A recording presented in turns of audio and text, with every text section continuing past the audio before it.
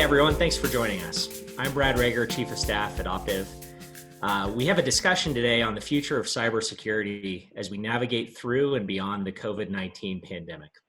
This discussion really springs out of a report that Momentum Cyber and Night Dragon Security recently released entitled, "Is Cybersecurity Virus Resistant?" Joining us today for this conversation are Dave DeWalt, Executive Chairman and Founder of Momentum Cyber and Night Dragon, Dino Boukouris, Founding Director at Momentum Cyber, Dan Burns, CEO of Optiv, and Todd Weber, CTO at Optiv as well. Gentlemen, thanks for joining us. Today, we're going to discuss the new normal for cyber, capital market disruptions, and what we see around the corner for our industry. But for now, let's start in the present. Companies are really in triage mode, reacting to a massive shift to work from home. What, as you guys see it, are the most critical implications from a cybersecurity perspective? Dave, why don't we start with you? Yeah, thank you, Brad, and Dan and Dino and Todd. Thank you for joining us today. By the way, the report, Brad, that you mentioned was a big group effort, and I just want to thank Optiv as well for all the contribution that you all had, especially Dan and Todd. Just great inputs here, and we couldn't have done it without you. So we're really pleased to be on the webinar today to talk a little bit about that. I do want to start out real quickly just saying, I hope everybody's safe and healthy out there and take care of yourselves. I know we have a big cyber community, and I've been a part of this for almost 20 years, and wish everybody a healthy environment and a lot of empathy out there for those who are sick. So I thought the topic that you brought up, Brad, was a good one, and obviously we're seeing just a fundamental shift right now, almost a tectonic shift in sort of the way the architectures are working today, the way enterprises are behaving. And you kind of alluded to one of the themes that we've had in our report. I call it the home is the new enterprise. And when you sort of look at some of the reports that are out there, one of them, which I'll cite here in a second, is just really underscoring, how much change we are seeing from what was, kind of normalcy of going to work and, connecting into your normal network, environments to where we're at today with a highly distributed, highly remote work from home environment. And so a report I saw yesterday, just to kind of underscore that, is really interesting. Normally pre-COVID-19, we were seeing about 10% during the week traffic remote, which is kind of makes sense. The remote culture and work from home was around, and that would spike to about 20% during the weekends. So think 10% during the week, 20% on weekends, kind of that was the normal pre-COVID. On January 20th, if you sort of look what started to happen in China, between January 20th and February 15th, that number started to spike from 20% to 40% on a kind of a normal basis throughout all 7 days of the week, and then ultimately getting up to about 70% in China. Now that's since come down. I guess good news is that's come down a little bit in China, back to a new normal in the 40-45% range.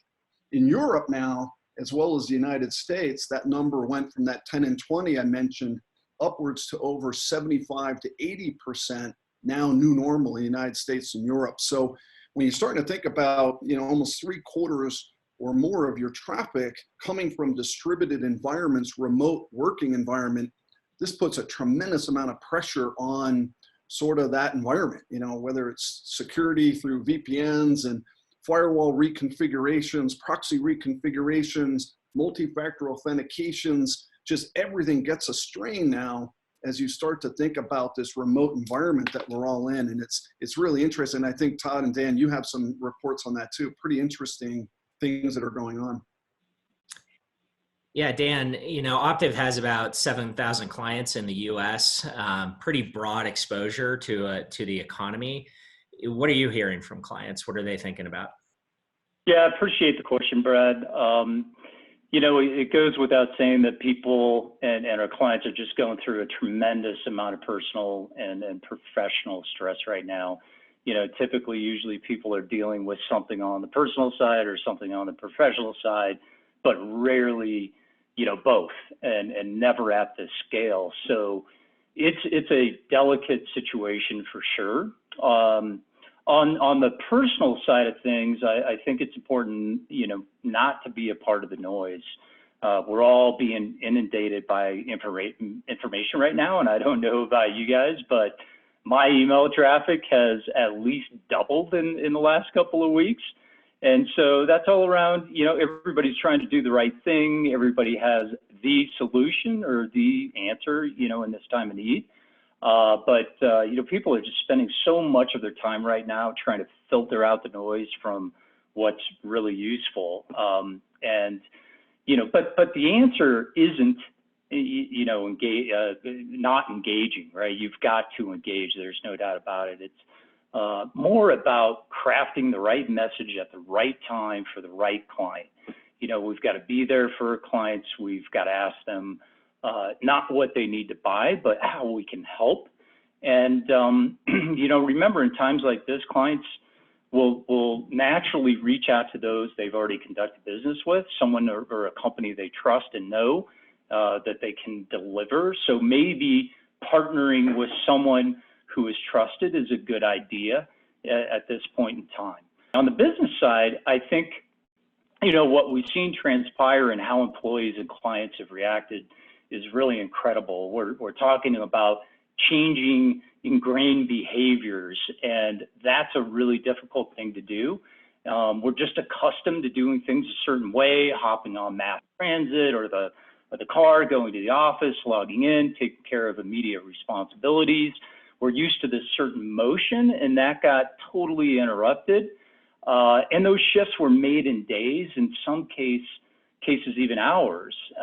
So it's really amazing how companies and people have reacted in this situation. I think the good news is that it's 2020 and not 2010. I think it would be a much different situation 10 years ago, but it's still, very, very difficult. So the immediate shifts that happened and we've seen our clients do were like, what Dave talked about, around this rapid expansion of remote users.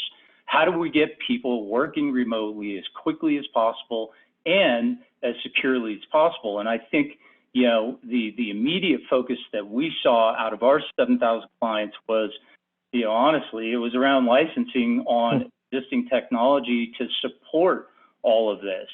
And so, we just saw a massive increase in subscription license spend around all the technologies that we're going to talk about and have already in some ways talked about. And if clients didn't have that technology in place, the question was, how do we get that quickly, and what do we get in place? What does that infrastructure look like? So a lot of spikes in purchasing around VPNs, multi-factor authentication, anti-phishing, email security, some movement around scalable technologies like SASE and SDP. I think we'll see a lot more of that in phase 3.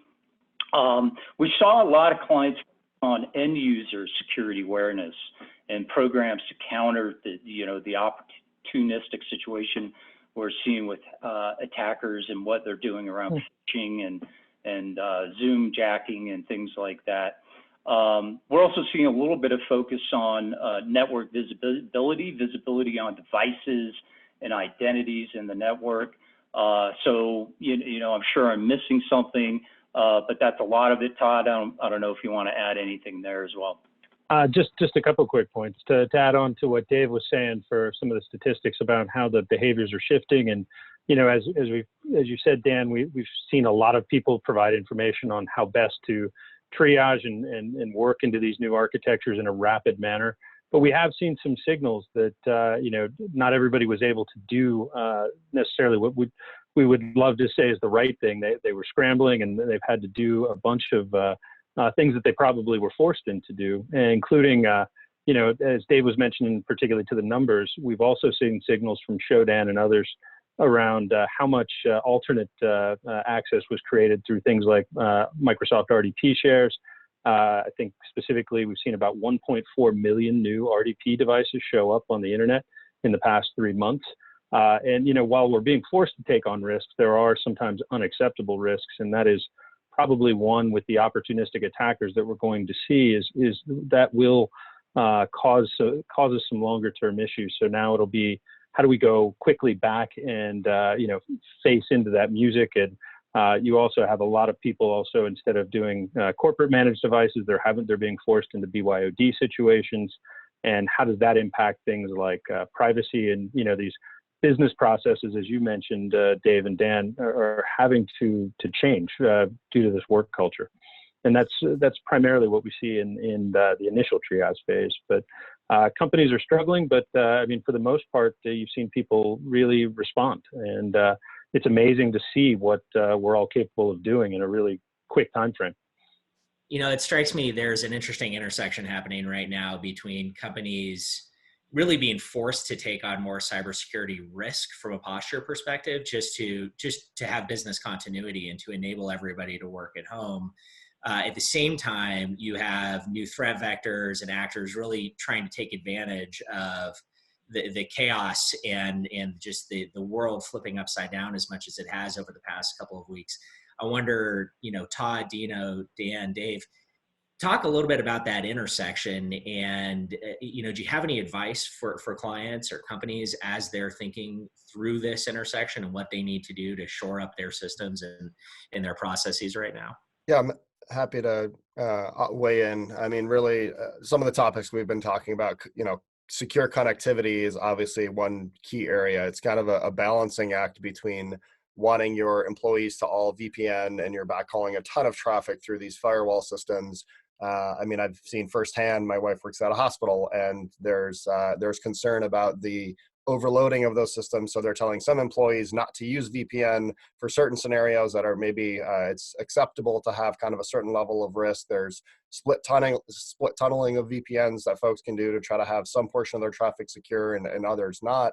I would say there's going to be a balancing act across multiple vectors. I'd say devices is another area where companies that are looking at folks working from home, you really need to quickly understand the shadow IT, if you will, of all the devices that are suddenly appearing on your network to better understand personal laptops, mobile devices, unmanaged devices that maybe you've never seen on your network before. If they're attaching to the home network and then that network is connecting to your corporate network, you need to start almost with just this idea of notion of visibility. I think Dan was mentioning, and understanding what do we even have?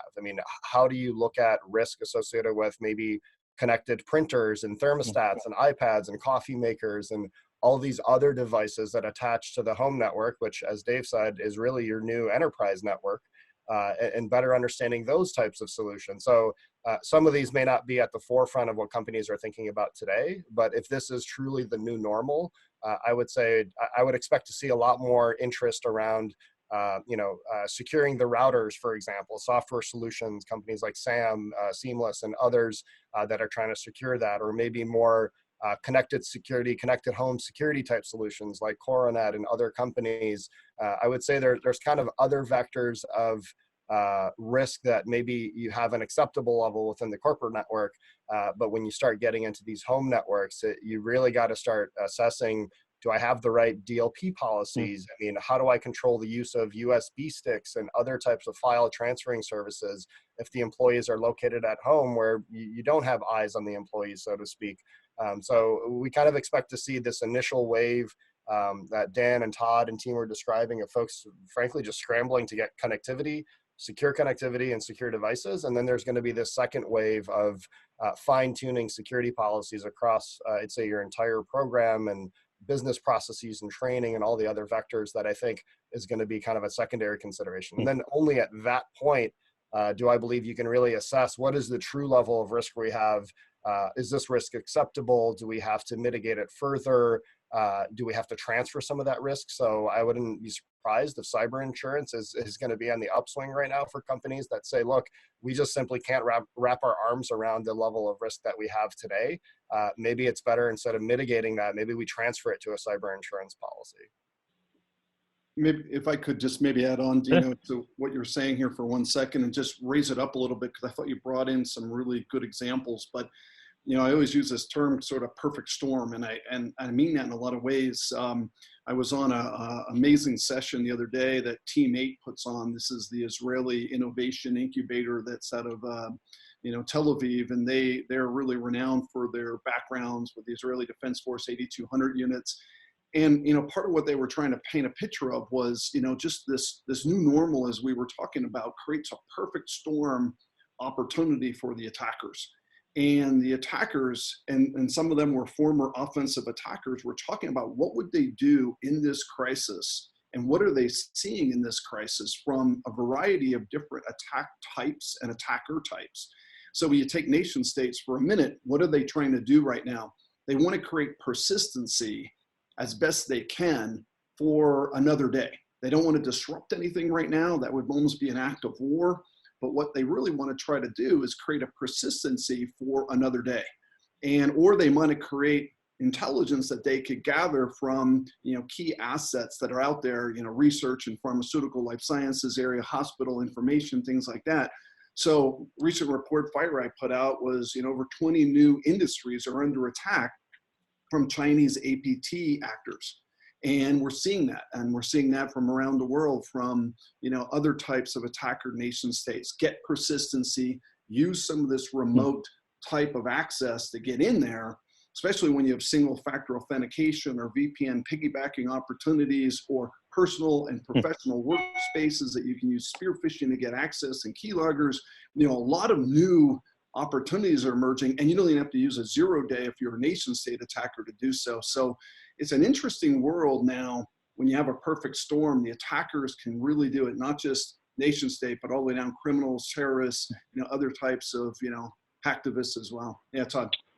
Yeah, and Dave, that's it's perfect segue. And that is the main problem: is how are these opportunistic attackers thinking right now? And as you mentioned, that perfect storm, and it's not just the shift in the infrastructure and the shift in traffic patterns; it's also the shift in our work processes. It's the shift in culture and the shift in user behaviors as well. So that many of our well-modeled security operations components that would normally catch these kinds of things, in this whole user behavior disruption or lessening of privacy or lessening of controls that we have right now, we're not going to catch many of these things.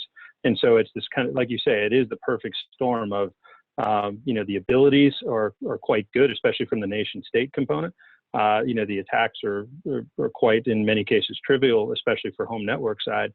Plus, through this whole series of disruptions, many of our normal security operations, who are also busy setting up these new architectures as well, will miss some of the actual attacks and the persistent components that get in with that.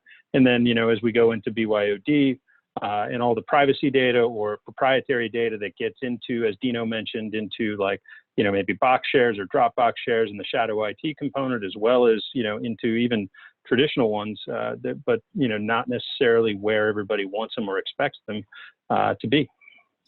So this is interesting, and as you think about playing this out into the future, we're in this scramble kind of triage mode right now. I guess, Dan, what do you see around the corner, maybe nearer term and in a little bit more kind of in the medium term space?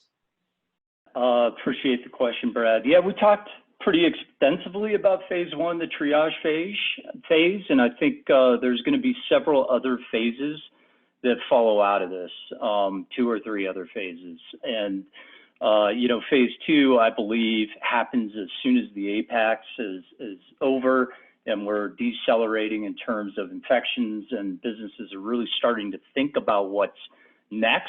And then phase 3, of course, is kind of post-COVID-19 and how businesses will operate in the new normal that I think all 4 of us have mentioned. So, of course, there's going to be exceptions to everything depending on the business segment that you're in, the previous state of the security program that you had, the team that you now have in place versus what you had in place before, and the list kind of goes on. But generally speaking, I think phase 2, we'll see this focus on getting a handle on the attack surface expansion that just happened as a result of this massive increase in remote workers.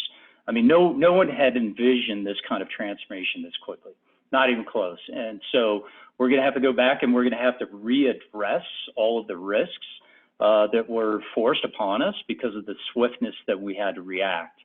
We're also going to have to deal with potential staffing shortages as a result of layoffs or furloughs. Hopefully we don't see too many of those.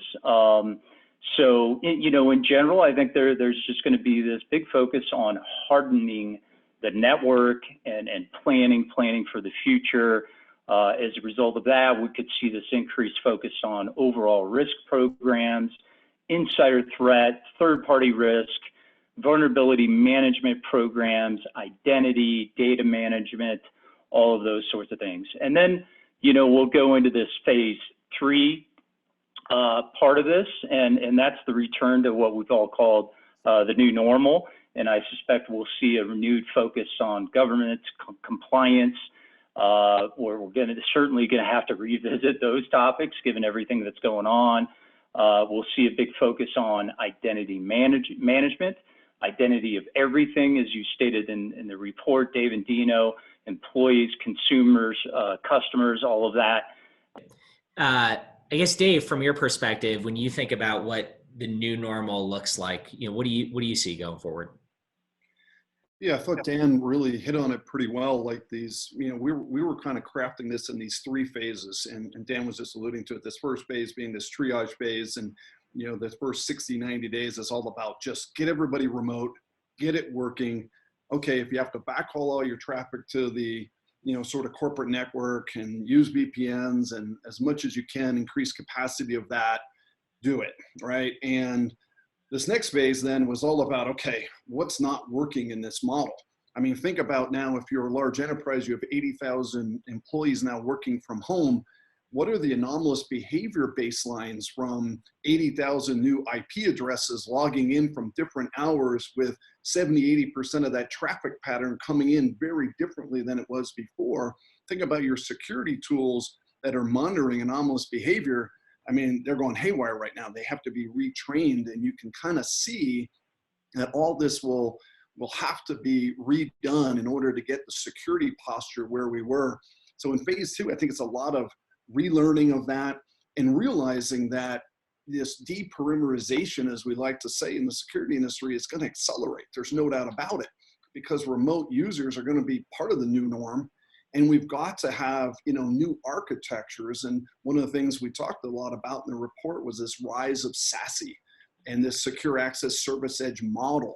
And we even saw Palo Alto Networks acquire an SD-WAN vendor the other day, CloudGenix. And I think we're going to see even more of that. And, as we watch this new network change, there's new security in that cloud that really benefits as well. And, I think that's a lot of the phase 2 and phase 3. But one last point on that is, one of the things that we just see so paramount right now in this new world is training, right? We've got to help educate employees, contractors who are accessing, how to be safe online while accessing corporate data. And I know this is one of the biggest areas, how to, I always say you can't stop stupid, right? It's terrible to say, but it's the reality. And if you click on a spear phishing around toilet paper, around, some, remote COVID thing, you can infect your network back at corporate. So the training aspect, I think, is going to be a real significant factor moving forward. Yeah, I think so, Dave. I'll just chime in here real quick. I think also what we're going to see moving forward, depending on the layoff and the furlough situation, we could see this massive increase in demand for managed security services. And something you mentioned in your report, we'll probably see this rapid build out of virtual SOCs so that the security staffs can do their analyst work remotely. And so I think, I think that's going to be definitely MDR will be, in demand in the future as well. So, help, right? People are going to need help, right? As they figure out how to restructure their security teams and programs. Makes sense. Todd, another interesting development has been this new stimulus bill. I believe you've spent some time looking through it. Any thoughts on implications from a cybersecurity perspective, and who's likely to benefit from that within our industry? Yeah, there's a couple aspects. One is a short-term benefit, and through the SBA loan structure that they have, is they specifically call out as an ability to invest into small businesses being able to establish cyber work from home. kind of environments and to mitigate those cybersecurity. So the SBA will enable smaller businesses who affect larger businesses as they supply them with goods and services and how they can be secure in this time. From a longer term, I got to tell you, the one that really sticks out to me is going to be the investment into telemedicine. And as we talk about the further phases into, phase 3 or phase 4 and looking out, I see one of those I see telemedicine and the rise of telemedicine, not that it hasn't been here for a while, but I see that as being possibly one of the culture shifts that we see in this country and around the world, and people shifting to move to a telemedicine model, which just brings in different, from a cyber standpoint, that brings in different components. How do we share personal data across, digital channels, in video and those kinds of components, and how do we store and maintain the controls that we want? But that's what I see is that investment into telemedicine and people being able to establish that, and I see that being kind of one of the lasting components of our culture. I was just going to say, Brad, if I could, just for a second, because I thought Todd brought up a good point, but maybe just bringing it to the cyber kind of moment in time, something that we realize, and you can see it in the report a little bit, if you kind of go back and look at, all the major crises, and of course, COVID is not quite the, same scale as, say, the dot-com bubble or 9/11 even, this is a much bigger crisis economically for sure. But every time then, if you kind of track security along the way, you see this incredible resiliency to it. And the stimulus as well is going to create an opportunity where you start to see what I think of as a value dislocation. The value of security and privacy and all these products we're talking about remain extremely high, especially in this new normal we have. But then you start to look at the valuations of companies, you start to look at the amount of capital, and you get this big gap. And it really creates a really interesting window. I mean, sometimes from a merger and acquisition point of view, like I just mentioned, the Palo Alto deal, I think you're going to see more investments, more M&A opportunity emerge in the next 6 months. And the stimulus and things can help here because as people kind of realize, okay, now there's a floor, maybe the worst is behind us, we may see that gap get exploited and opportunities start to emerge. And, I see that across my 19 Night Dragon companies, which ones are going to really emerge as giant winners, which ones now have a dislocation of their value that create opportunity for investments. Really interesting times, not just from the threat point of view, but trends as well. Absolutely. Dino, from your perspective, what do you see happening in the capital markets and particularly in cyber? Yeah, I would say Dave's right. We are seeing kind of a resiliency more for cyber than other areas. I mean, if you look at, let's say, public markets, look at companies like CrowdStrike and Zscaler and other stock prices, I'd say they've recovered quite nicely over the past week or two relative to the market. Now, obviously, there's a lot of dynamics at work there, but I do think that companies within cyber, especially those companies that are enabling more of this remote work, whether it's secure connectivity or endpoint protection for all the new endpoints that are coming online, I think we'll see kind of strong performance in a lot of those players. There might be lagging for technologies whose success are, let's say, tied to people coming into the office or into the workplace. I think those folks may be struggling a bit. But overall, I think you'll see cyber being, as Dave said, more resilient in this time in the public markets.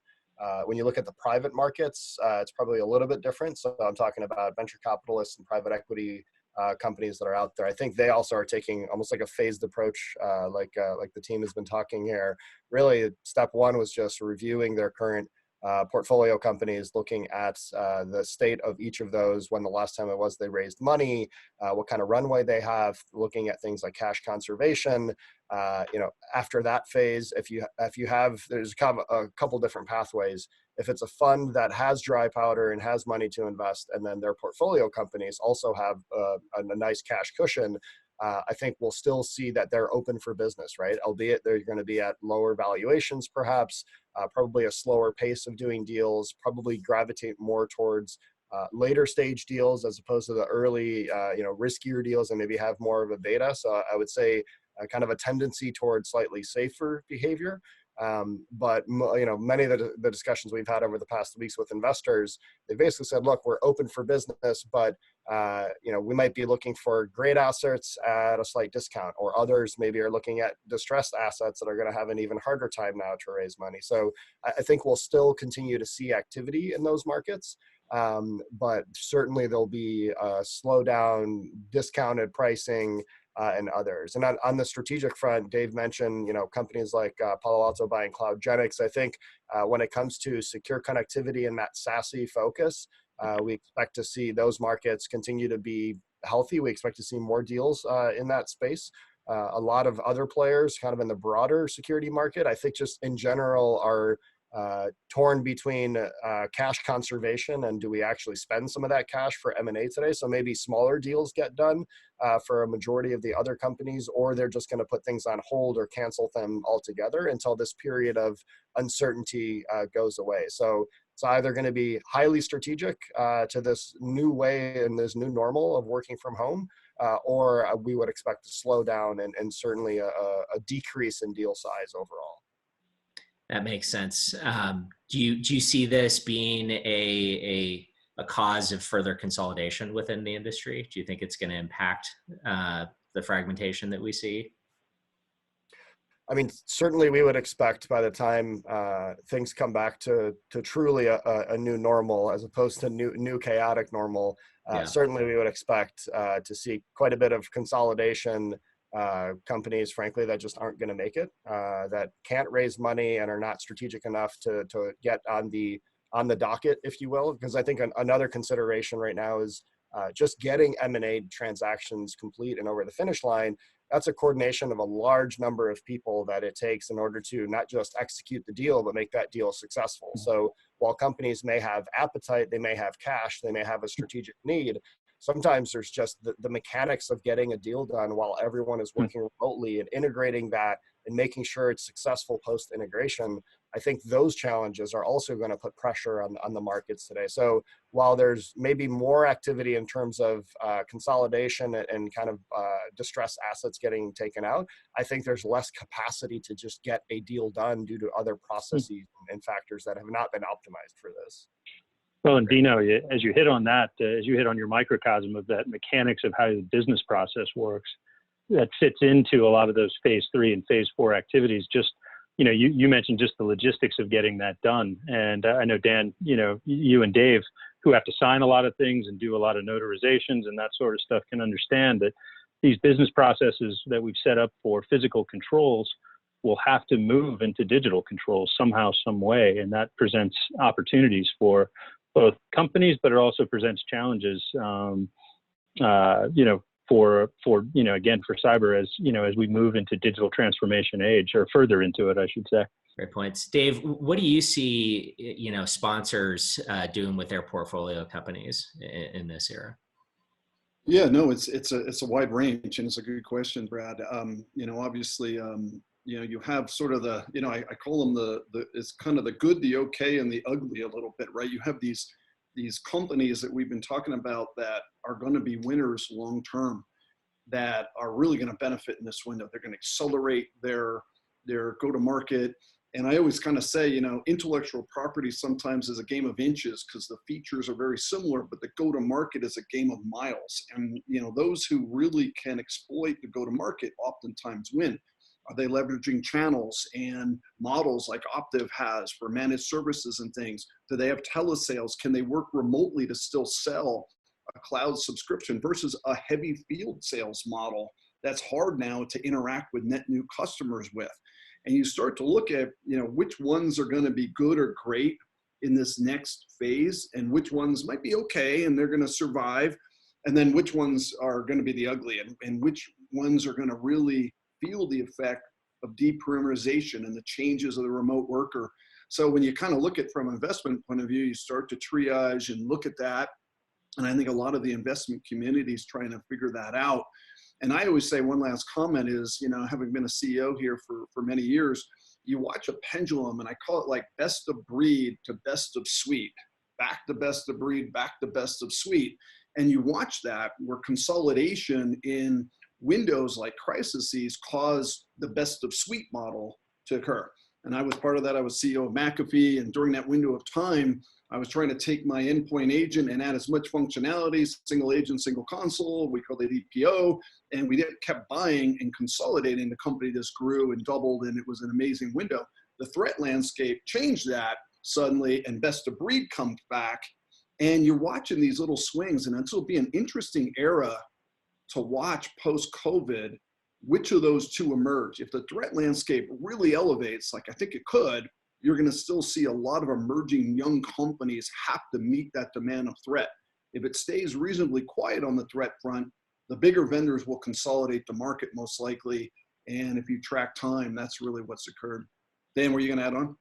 Yeah, no, I think you're spot on, Dave and Dino. I think, I don't want to repeat a lot of what you said. I think you're spot on in that. I think you're right from a success perspective. The large companies with large cash flow balances are going to be in the best position, provided that they, have those products that really match up well in post COVID-19 phase. I think, one of the categories that maybe we haven't talked about so far is kind of that smaller bootstrapped company, which I happen to be a big fan of because that's how we started, Optiv.